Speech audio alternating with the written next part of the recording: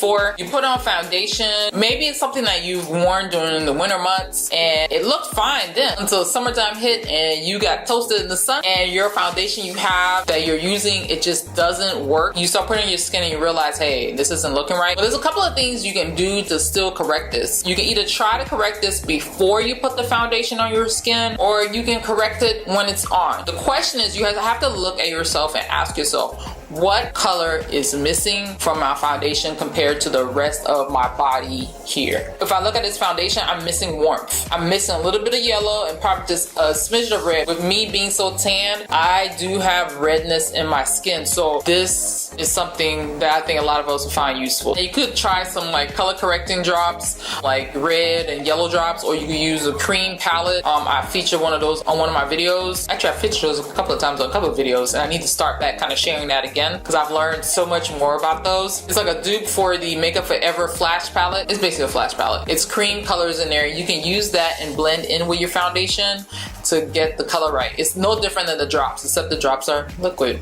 But if you're using a cream product, you might want to try the cream instead of the liquid drops. Alright, but if you're doing a liquid foundation, you can get away with both drops and cream. It will just change the consistency of your foundation. And the question is, do you want to change the consistency? So if you don't, stick to the same thing. Liquid, liquid, cream, cream. Alright, let's move on. So this is the scenario. You already put your foundation on and you realize, oh my goodness, this looks pale. And I can't go outside looking like this. You can either wipe it off, or you can try these next few tips to get the foundation to look right. I would recommend using cream contour product or powder products. It just depends on what you have to correct the shade. You want to go in with something to warm it up a bit first before going all the way red. This bronzer right here, this is more on the reddish side. This is from Black Radiance. And this color is in creamy bronze finish. Another color that you can use if you just want to stick to the powders to bring in the warmth before you add on the reddish color. And this is if you're close to my skin tone.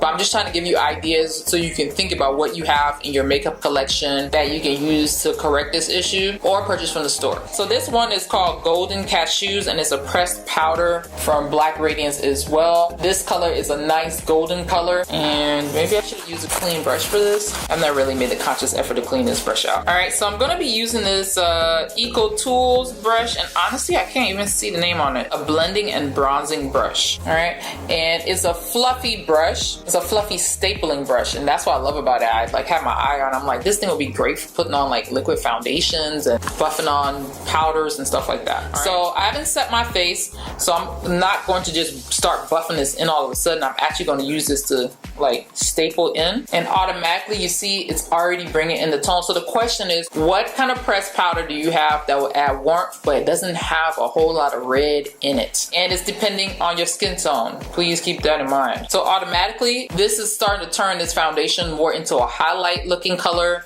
versus just a pale foundation. And this might actually be the easiest method to go about doing it if you wanted to. See, and automatically I already look normal.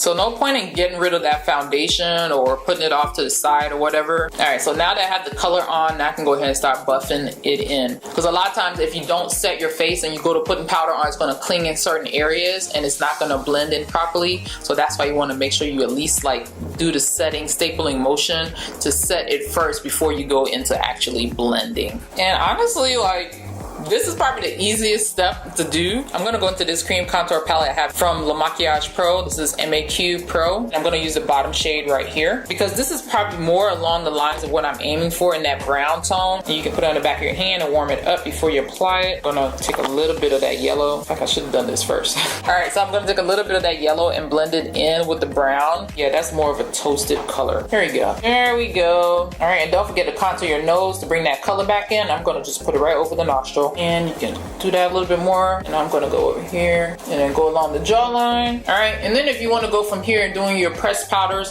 hopefully in your collection you should have pressed powders that match your skin tone and a little bit deeper, just so you can fix errors like this when that does occur, because you're never really gonna be one skin tone all the time. Even if you get a tan and your tan starts to fade, you're not gonna have a foundation for every single color, so you're gonna need something that's gonna help you fix the issues that arise, okay? I'm just gonna stop here, but for me, this color really worked the best. So I'm actually gonna try doing this next time instead of going this extra step, but I was just trying to show, you know, what it would look like if you ran into issues with your foundation. You still go a lot browner to correct this issue. All right, and I'm gonna be using this pressed powder here. It's from BH Cosmetics. It's their 235. It's their matte finish pressed powder. And this is what I normally use to like contour my face, just to put on the side, especially when you're doing like a daytime and you want to do something subtle. I want everything to look as natural as possible. It's still not rich enough, so I'm gonna go in with that bronzer there from Black Radiance to add some red in there, and there we go. But overall, the yellow tone, I would say that golden, this one really did work the best. I'm glad I did this video. It really showed me how much more golden this really is, and I'm using that to go over it. That just looked perfect though. That was perfect. This was like that. This is better. Oh my gosh. So I would say this. So from the summary of doing this video, which is kind of funny, I would say purchase some different press powders. Quite honestly, because going this route is a little bit more difficult because you do have to really figure it out. And it's not to say I didn't get it to work, but it's a lot more work. So I'm glad I did test this out. I was curious about doing this video after, like I said, I encountered that. So, but from looking at it from this point, I'm better off going on with the pressed powders than doing the whole mouth of trying to correct it, going through trying to fix it while it's on your face. Especially if the foundation is something you're used to using and it's just paler because you've gotten a deeper tan. Really consider trying to press powders to really contour with, and your foundation will just end up giving you just a highlighted effect in the middle of your face versus just looking pale. Maybe I should, oh man, I should have went in with these colors.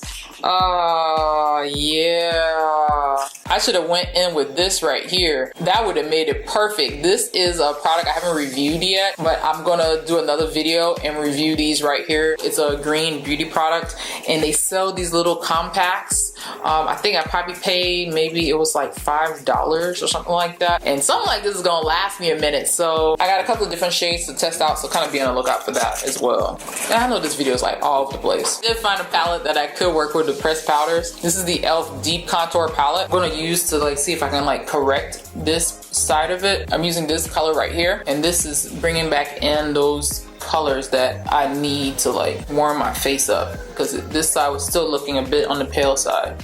So either way it goes, it really does pay for you to invest in pressed powders for your makeup collection. If you enjoyed this video, don't forget to go ahead and subscribe to my channel and like this video so other people like you can find this video online just like the way you did. And I'll talk to y'all soon. Bye.